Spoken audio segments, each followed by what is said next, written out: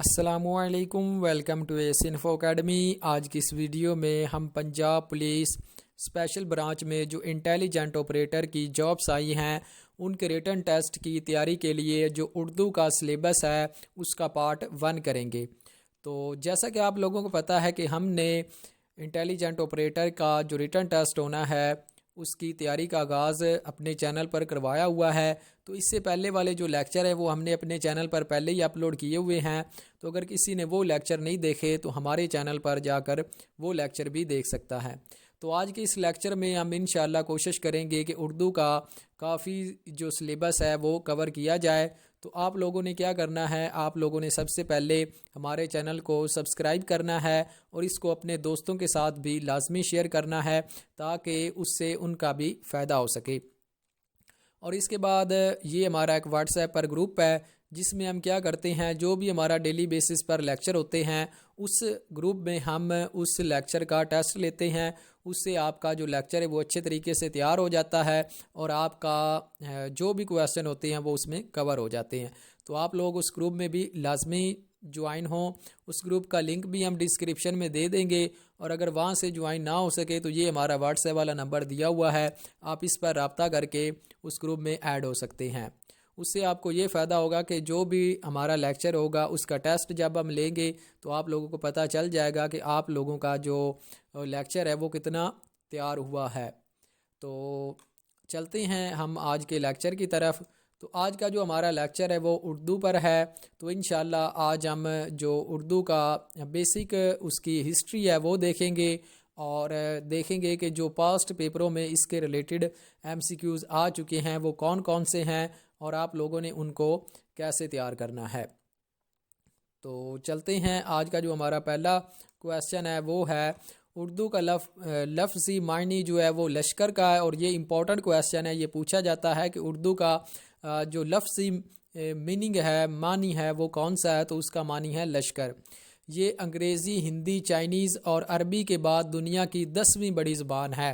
تو آپ لوگوں سے پوچھا جا سکتا ہے کہ جو اردو ہے وہ دنیا کے کون سے نمبر پر سب سے بڑی زبان ہے، تو 10ویں سب سے بڑی زبان اردو ہے۔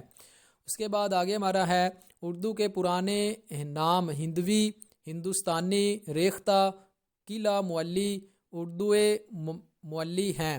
اس کے جو پرانے نام ہیں وہ ہیں، ان میں سے وہ آپ سے پوچھ سکتا ہے کوئی اور آپشن دے کر کہ اردو کے جو پرانے نام ہیں ان میں سے وہ کون سا نام ہے۔ تو یہ آپ لوگوں نے اس کے نام یاد رکھنے ہیں، ہندوی، ہندوستانی، ریختہ، قلعہ مولی، اردو مولی۔ تو یہ جو ہے وہ اس کے پرانے نام ہے۔ اس کے بعد ہمارا کویسچن ہے اردو زبان کا پہلا شاعر امیر خسرو کو مانا جاتا ہے، اور یہ موسٹ امپورٹنٹ کویسچن ہے۔ آپ لوگوں سے پوچھا جاتا ہے کہ اردو کا جو پہلا شاعر ہے وہ کون سا ہے، تو وہ امیر خسرو ہے۔ اس کے بعد خدائے سکن میر تقی میر کو کہا جاتا ہے۔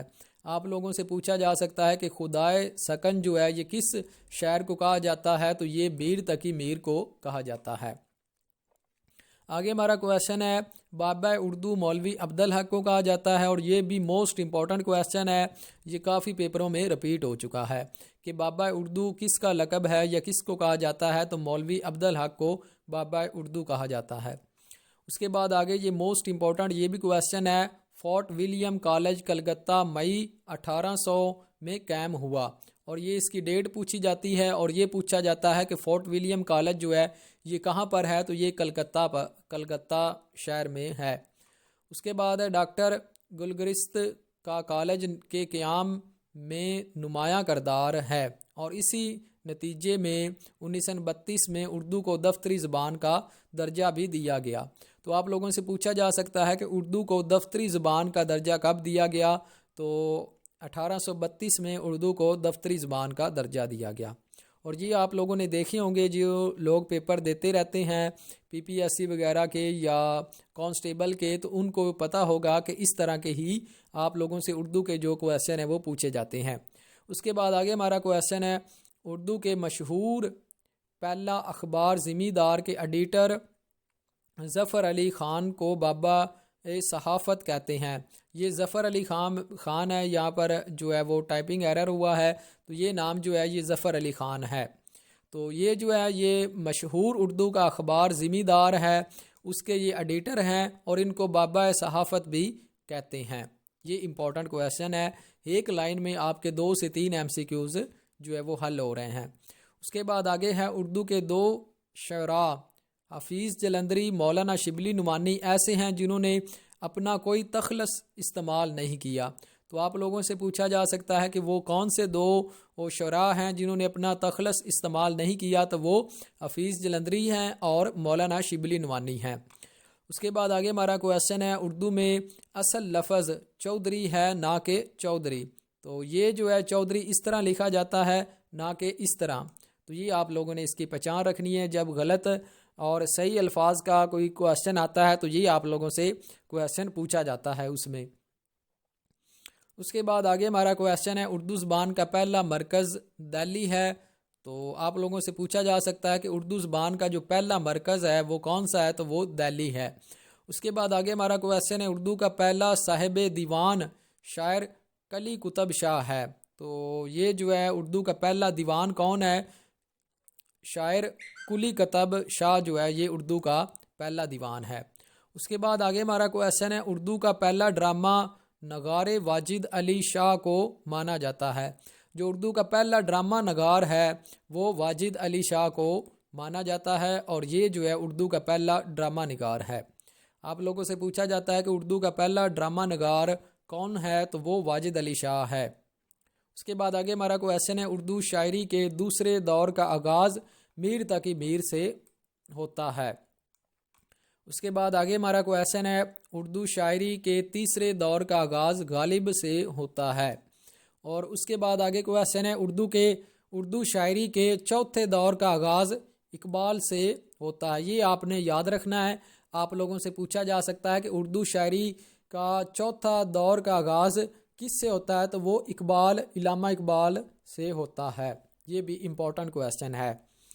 اس کے بعد آگے ہمارا کویسچن ہے اردو شاعری کے 5ویں دور کا آغاز فیض احمد فیض سے ہوتا ہے، اور یہ آپ لوگوں نے دور لازمی یاد رکھنے ہیں، اس کے ریلیٹڈ بھی ایک آدھا کویسچن آپ لوگوں سے پوچھا جاتا ہے۔ اس کے بعد یہ امپورٹنٹ کویسچن ہے اردو میں حروف تہجی کی تعداد 37 ہے اور آوازوں کی تعداد 47 ہے۔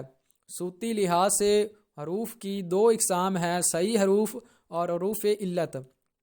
تو یہ جو ہے آپ لوگوں سے پوچھا جاتا ہے کہ حروف تہجی کی تعداد کتنی ہے، تو وہ 37 ہے، اور اگر اس میں پوچھا جائے کہ آوازوں کی تعداد کتنی ہے تو وہ 47 ہیں، اور صوتی لحاظ سے حروف کی 2 اقسام ہے۔ آپ لوگوں سے پوچھا جا سکتا ہے کہ صوتی لحاظ سے اقسام کی کتنی حروف کی کتنی اقسام ہے، تو 2 ہیں، اور وہ کون کون سی ہے؟